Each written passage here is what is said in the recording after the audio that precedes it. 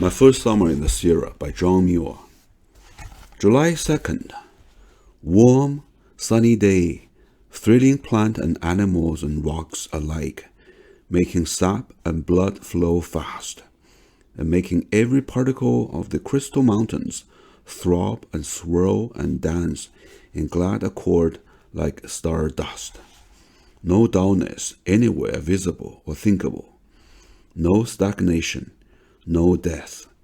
Everything kept in joyful rhythmic motion in the pulses of nature's big heart. Pearl cumuli over the higher mountains, clouds, not with a silver lining, but all silver.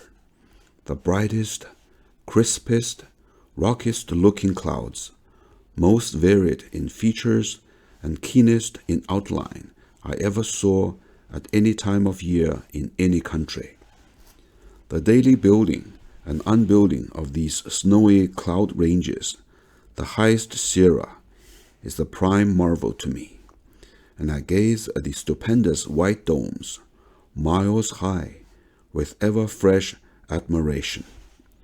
But in the midst of these sky and mountain affairs, a change of diet is pulling us down.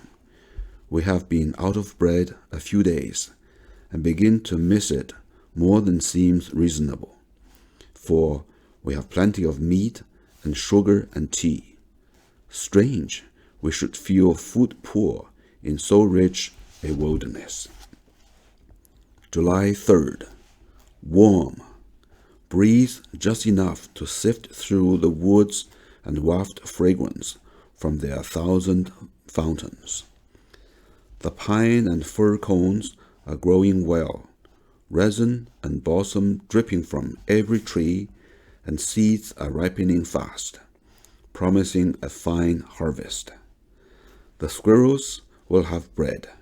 They eat all kinds of nuts long before they are ripe, and yet never seem to suffer in stomach. July 4th.